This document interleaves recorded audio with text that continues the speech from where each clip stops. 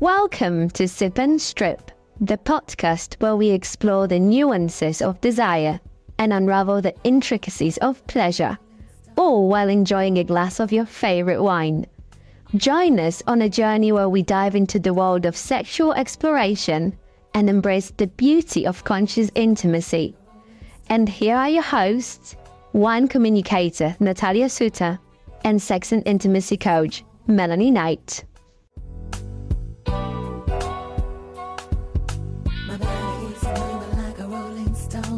I'm more satisfied now in a relationship, a polyamorous relationship, than I ever was in a full-time relationship.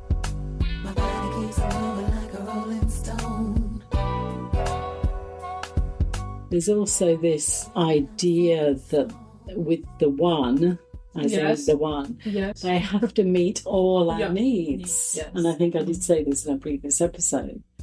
Whereas I know my partner gets stuff from his other partners, like that I possibly can't give him.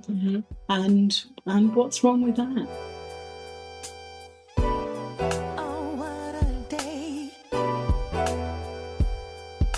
Like, what right do we have to stop our partners looking at another person or even desiring another person?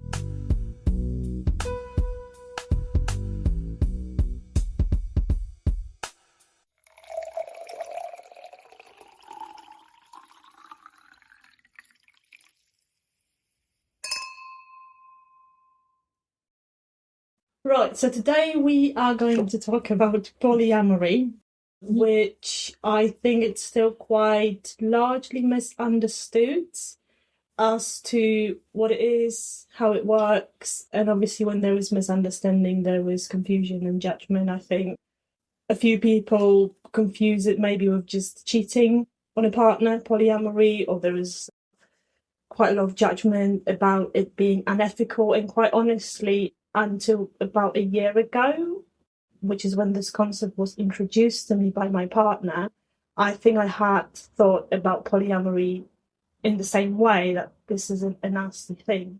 Ever since that time, I've learned a little bit about polyamory. It's no longer a nasty thing. I actually think it could be quite beautiful when done properly, when done correctly. It could be quite enriching.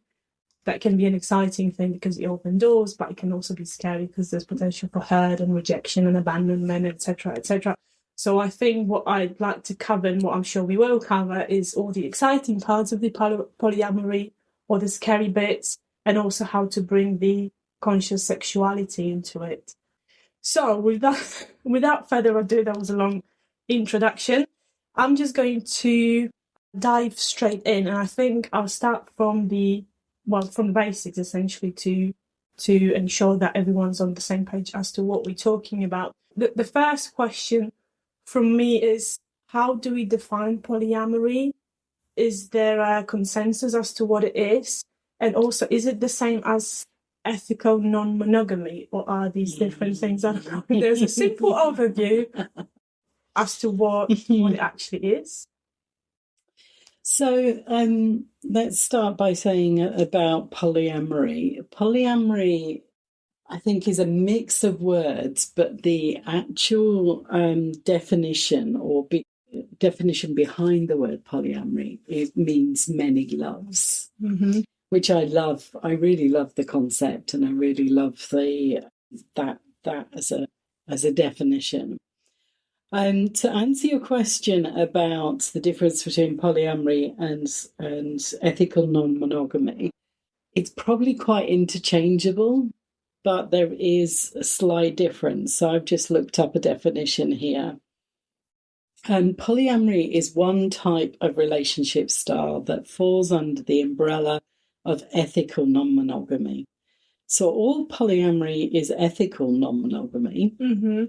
But not all ethical non-monogamy is polyamory. Okay. Polyamory specifically refers to multiple loving partnerships. The key word, loving. Which comes back to the many loves part. Yeah. And we'll get into the fact whether people actually treat it that way in a minute, but that is the definition. So polyamory specifically refers to multiple loving relationships where ethical non-monogamy is an arrangement where people can have multiple consensual, romantic, sexual and or intimate connections. That's the definition that I've got here of polyphilia.blog. All right. So I think what they're saying here, just to put it in my own words, is that polyamory is about love, and that you could have many relationships that is under the heading of love, loving relationships. Okay. Whereas ethical non-monogamy could include like one-night stands or threesomes that are much more sex-based. Does that make sense? Yes, it does make sense. It does make sense.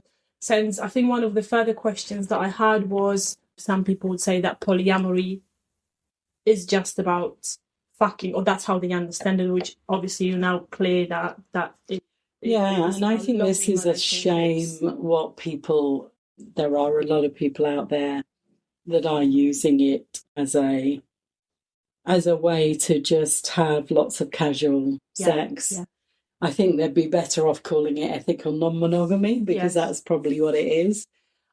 I think it's a shame, though, people are doing that, because what it leaves the impression with people like yourself is that polyamory is about fucking, but that's because people are communicating it out there way. Like that. And I think that's a shame, because for me, it is a beautiful expression of love. And there's nothing wrong with having casual sex and fucking, but I think let's call it the right thing. Right, yes, exactly. And I understand that in polyamorous relationships, you don't necessarily have to have sex with your partner.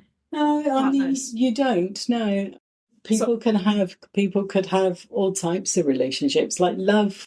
If you think about it, there are different kinds of love that we experience. There's love for a partner, like parent. There's love for like brothers and sisters. There's love for friends. There's love for your lover. And they're all sort of different kinds of love. But the love is at the heart of all of it. So you could have a partner that you call a partner that is more of a friendship, maybe a deep friendship or something. But you treat them as a partner. Like, the other thing I would say about polyamory for me, and it doesn't specifically say it in that definition we just read out, but for me, it's, if you truly love that person, it's not a 1 month, one day, 1 week thing. It's a long-term commitment. So if you're talking about friendship, it's actually a declaration that they are a partner of yours, even if you don't necessarily have sex with them. Okay.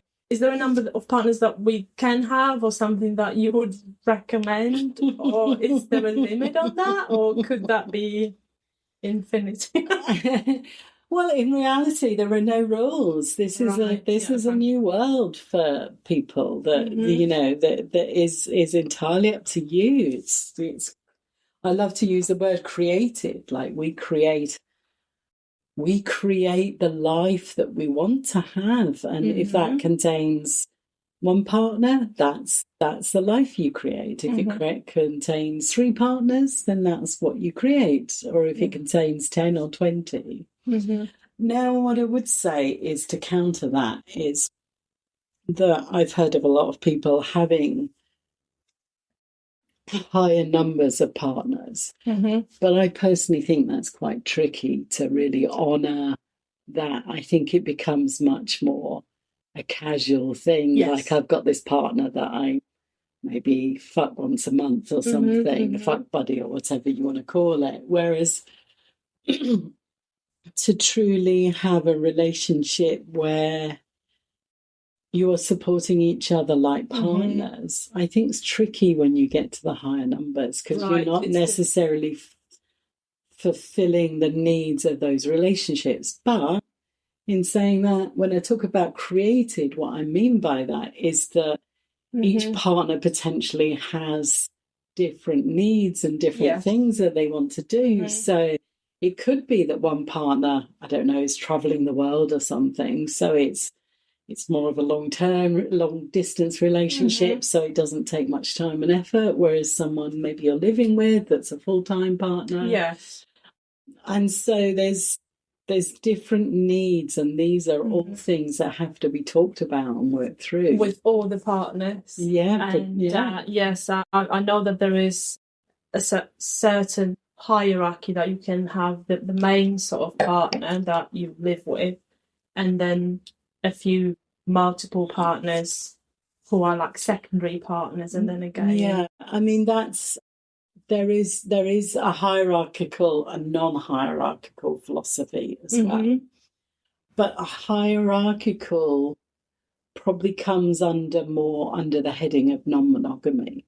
So you would call it hierarchical non-monogamy monogamous relationships.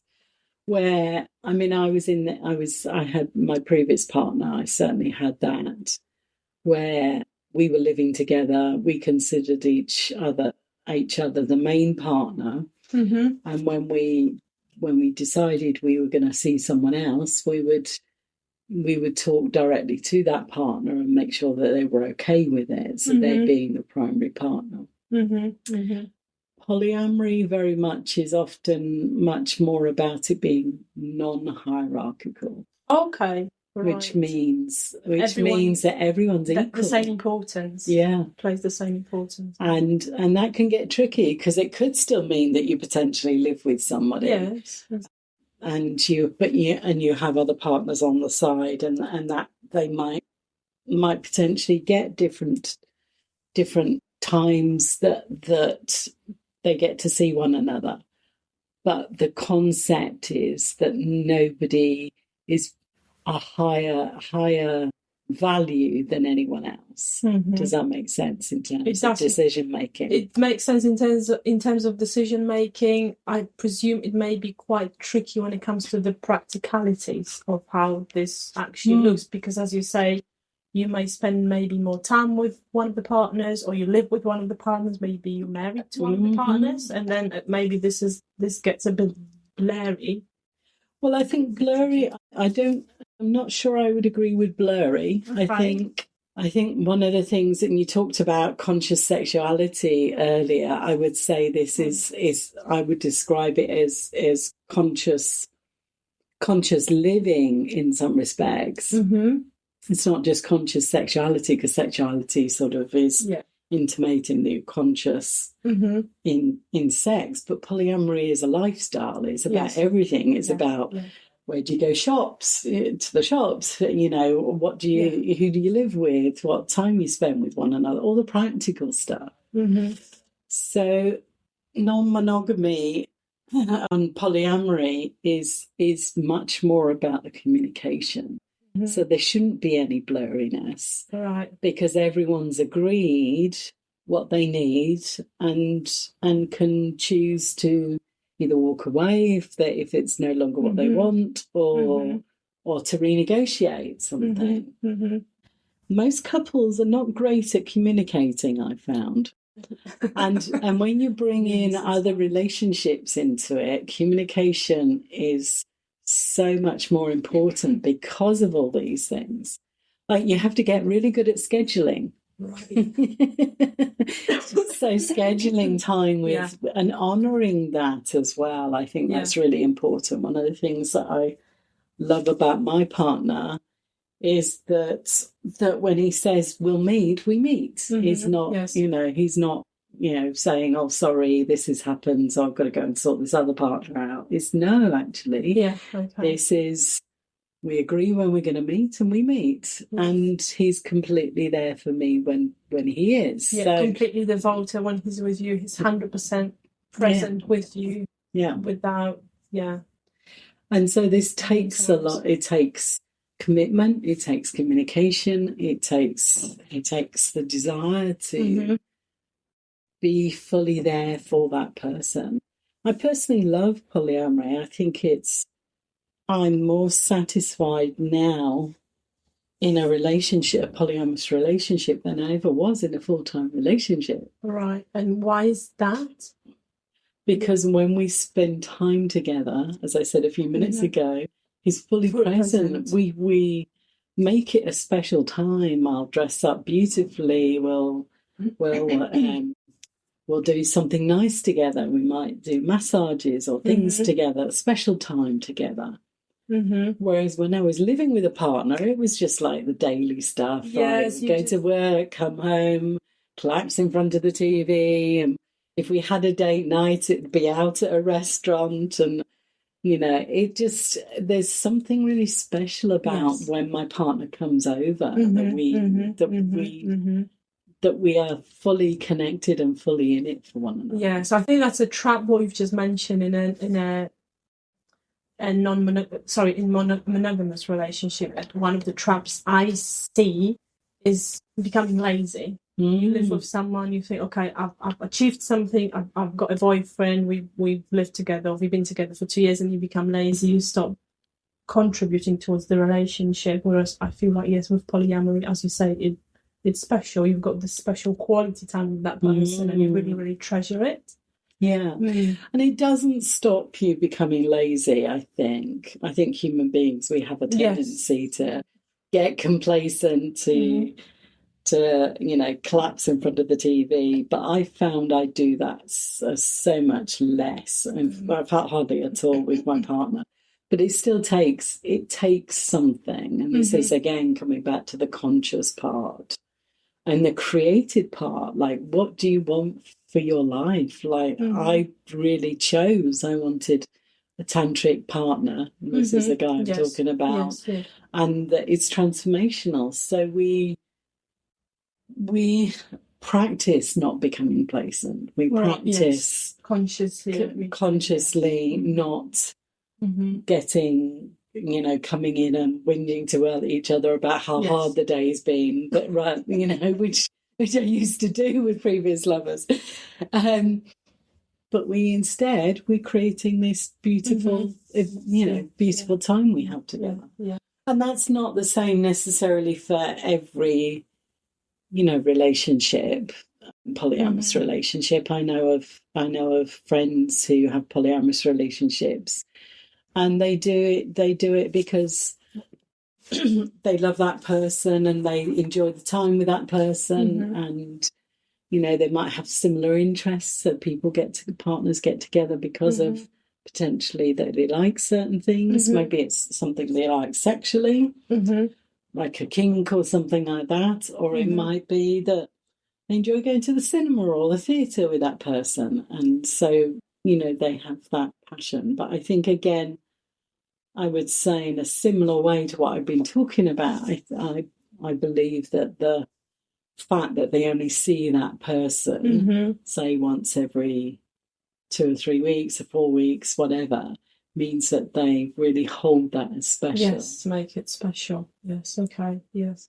So that sounds like one of the many benefits, because I imagine some people listening to this, they could be thinking, oh gosh, this is so tricky because you have to schedule and there's so much effort and you have to juggle all those different relationships. What would I do this for? So yeah, that sounds like one really. It is. It can be hard work, and it also.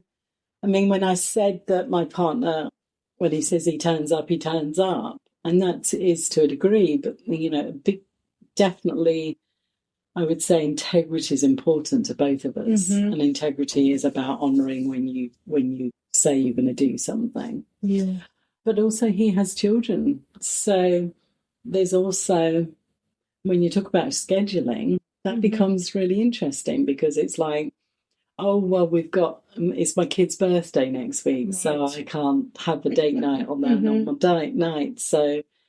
And again, I'm talking from experience, not necessarily everyone's going to have this scenario, but very often, relationships, one person in a relationship might have kids. And then you've got to factor in, okay, what's happening with the other relationships and the other extended, in some respects, I see it now as extended family. If you don't mind me asking, he has a few partners. So he has a partner he lives with, who he's married to, and he has 2 children with that partner. He has another partner. It's funny, we were talking about not having sex. He has another partner he doesn't have sex with, as platonic one. But she's recently had a baby. Okay. So there's a baby in to factor in now as well. And there's me. So he has 3 partners. Right. And you also have multiple partners, or he's the only? No, I don't currently. I have in the past. Okay. It's been a little while now. Before COVID, I had a couple of relationships that were a bit more casual, and I decided I didn't really love them enough to want to keep on creating it as a polyamorous relationship. So I terminated sounds a horrible word. I did not terminate them, but I terminated the relationship. So at the moment, I'm not seeing anyone, but that doesn't mean to say I couldn't. And I think for me now, certainly the older I get and the more I get into Tantra, the more I realise how important it is when you have sex with someone. We haven't talked about this, I don't think, before. When you have sex with someone, you're exchanging energy. So to be careful who you have sex with would be a tantric principle. Oh, wow. And he doesn't, and there's no judgment here about people who have lots of casual sex, because I used to do that as well. But I think as I've got older, it's become more important about who is it I invite into my life, and are they special enough? Are they someone I could love and want to be with in a long-term relationship? Okay. I'm sure we will cover Tantra in one of the episodes, so I will explore that further, the sexual energy. I didn't know that this is actually happening, that you exchange sexual energy with the partner. So that's very interesting, but I don't think we're going to have time to cover it. No, we won't cover it today, but that is a good point. I think an episode on tantric sex, tantric lovemaking would be... It's a huge subject, so I'm sure we could do another one on that. Great. Before I introduce the wine, I wanted to cover one more aspect of polyamory, which is compersion, which is taking joy from seeing your partner being with someone else, whether that's sexual or in other contexts. So again, I think that links well to that loving relationship, that it's not just about casual sex or fucking, but it's actually love. You're actually in a relationship where you love your partner, he loves you and she loves you, and then you really take joy from the fact that your partner is happy with someone else, when he or she's not with you, which I found really, I don't know if endearing is a good word, but I remember before I started learning about polyamory, I couldn't really understand the idea, like, how can I be happy about my partner being with someone else? But now it's becoming more clear that this is actually possible. I think this also relates to jealousy as well, and I think you had a question around jealousy. I think there's an interesting thing. I think I've probably mentioned this before, but I think we're sold from a very young age this fairy tale idea of we find our prince, we get married, settle down, and live happily ever after with this one guy that loves us dearly. And so, and it's just the two you see together, the perfect one, or whatever we call it.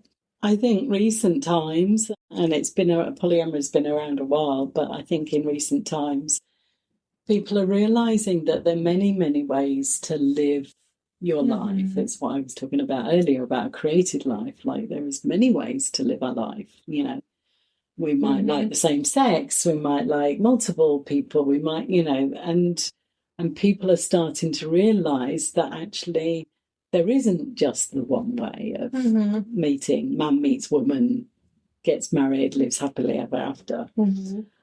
And so, compersion is a beautiful thing, I think, when you truly take on the fact that you can love anyone. I said this earlier, you can love your brothers, your sisters, your mum, your dad. You can also love, you can love partners. You could love partners of partners. And so I think it's really lovely that we have this available to us. Mm-hmm. Mm-hmm.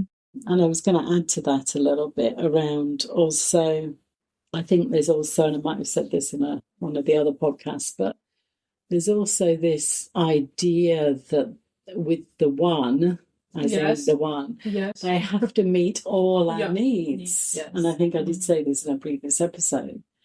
Whereas I know my partner gets stuff from his other partners, like that I possibly can't give him. Mm-hmm. And what's wrong with that? Yes. Why is it we put a lot of pressure on a relationship when we want our partner to be everything? Yes. And so I think it comes back to the joy of, okay, well, I'm not everything. I'm not everything, and nobody's everything. Mm-hmm. And being like, that's just the way it is. Mm-hmm. Enjoy life. Enjoy the fact that he has other partners. Enjoy the fact that I could have other partners. Life is about loving it, enjoying it. We spend far too much time worrying about other people. Yes. And this comes back to the jealousy thing. So, and jealousy is quite a big subject, I think, in its own right. Mm-hmm. But if we can truly be okay with the fact that we are not everything, then we can, definitely enjoy a partner, enjoying other people. Mm-hmm. Does that make sense? It definitely does make sense. As you said, we've been taught that from early age, that fairy tale, you find one, men pretty quickly get married, have children, etc., etc. And there is like you lock him in their golden cage and you happily ever after. And there is also a big role here is this possessiveness, possibly, like you're mine. So and this is what I was going to come on to with jealousy. Jealousy is about possession. Wow.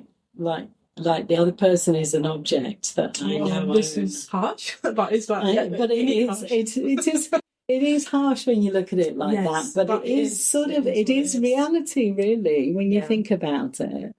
Like, what right do we have to stop our partners looking at another person or even desiring another person? Like, it's just basic, like human beings, biology we all have instincts and we all have desires for other people, yet we're pretending we're not because we're scared of being accused of being jealous. Yeah. And it's pretty unrealistic, isn't it, to expect your partner to never look at anyone else or desire anything else, just you. And it's also unrealistic of yourself to never look at anywhere else. And it kind of creates this extra pressure that it's not really helping, I think. So I was just watching the other day this documentary on Netflix about Madison, I can't remember the full name of it, this website that's about married couples who can go onto it and have affairs. And there was it's quite an interesting documentary because it's not really about that. It's about the fact that they got hacked and they got hacked in 2015 and released all these people's details of like all these affairs that were happening. Oh, wow. Were released across the world. So it's a fascinating documentary. But the reason I bring it up is like men and women have been having affairs for years, since time began. And again, that's something we pretend that's not happening. Like, when we get into a relationship, very often the sex can become mundane. And and then man, woman will look elsewhere. And if you're open about it, what I love about the word ethical is it brings it back to integrity. Yes. Like the problem is with people having affairs, and I'm not judging here at all, because I've had an affair, very brief one in my past, but I did. But the problem is the secret. Yeah. It's not authentic, and when you're hiding something, somewhere deep down, your partner can feel it, and it puts put space between the relationship. Creates the distance. Yeah. So it's not the affair itself that's the problem. It's the telling, not being honest. So when you're talking about ethical non-monogamy and polyamory, it's about actually the honesty of it. Okay, this is what I want. And then finding others who want the same thing. And there's something magical about that when we're all like being honest, talking about what we want, talking about our feelings, and then we live a life more true to ourselves and happier because we're all honest about what we want. We often think that polyamory or let's stick with polyamory, that polyamory is full of that risk that you could get cheated on or abandoned or rejected, whereas it's actually the other way around. If you create these loving relationships, then things like affair or lack of honesty, lack of authenticity go out the window because there's no space for that in the loving relationship. Yeah, I mean, I think that's right in principle. What I would also say is I don't want to create a rose-coloured glass tinted version of this as well. Because there are relationships that fall down. Yeah. You know, people try polyamory, think it's going to be exciting, or ethical non-monogamy, think it's going to be exciting. Somebody gets jealous, somebody gets hurt, somebody gets, thinks it was a good idea and then doesn't want to do it after all. So it can be messy. So I don't want to paint it as it's all love and roses. It can be a tough road, but if you want it enough, you're willing to grow and learn and challenge yourself and others. I think it's a beautiful journey, and it's a journey, and things may go wrong. People may get upset. It's just like any other relationship. And in fact, it's probably 3 or 4 times any relationship because of depending on how many partners you have. So I think it can hugely bring happiness, but it also can hugely bring challenges. And so it's not an easy path, but I love it. I personally wouldn't want an easy path. I'm like, I had a previous partner where we would go to work, come home, watch TV every evening, weekend, maybe go and do something. And that was our life, and I was bored. I thrive on having challenges and wanting to grow and do different things and explore different people, and so it makes life interesting for me personally. I don't know, I can talk for myself. Yes. So yes, I will want to talk a bit more about the challenges and the jealousy. Before we do, I'll introduce the wine that we are drinking, which is a sparkling wine. And this particular grape is Italian grape Ribolla Gialla. 3 reasons why I paired it with polyamory. So first of all, I feel like both polyamory and sparkling wine and the grape itself, they embrace diversity and variety. You've got multiple relationships. All of them are unique. You meet different needs. Your different needs are being met. It's all about diversity and variety. And the same with sparkling wine. And there's grape, which can be in still wines, sparkling wines, blends. And when you talk about sparkling wines itself, you've got so many different ways of making it. Traditional method, which is champagne, and then tang, which is prosecco, and asti, etc., etc. Another reason where I found commonalities between the two is that they both require patience. So love it. So polyamory requires patience to manage the relationships, and again scheduling the effort, respecting the need of every partner, navigating through different dynamics and etc. And with sparkling wine, it also requires a lot of patience and a lot of time, because you first need the base wine, then the second fermentation, then depending on the technique, aging on the lees, which is dead yeast, and then aging in the bottle. So it could take years and years and years and years of producing a good sparkling wine. And the last reason is they both go back centuries, I think. So I think polyamory has roots in historical practices. And the grape, Ribola Gialla, is an ancient grape, which is basically now currently only really mainly planted in Italy. So these are my 3 reasons why I expertly paired polyamory with this. I love it. With this sparkling wine. And this one is from Aldi again, specially selected sparkling Ribola Gialla. And when Aldi introduced this wine in 2022, they actually were looking for the new Prosecco, the nation's new Prosecco. So they were looking for some sparkling wine that people will be loving and raving about. And some wine expert described it as sipping on sunshine, this wine. So I have already sipped it. I got ahead of the sunshine. Yes. Yeah, it's a cool thing actually from Aldi, because they look at those different varieties that are ancient and they try to revive them and just start making wine from varieties that you've never heard of, or wine regions that you've never heard of, creating wines off the beaten track.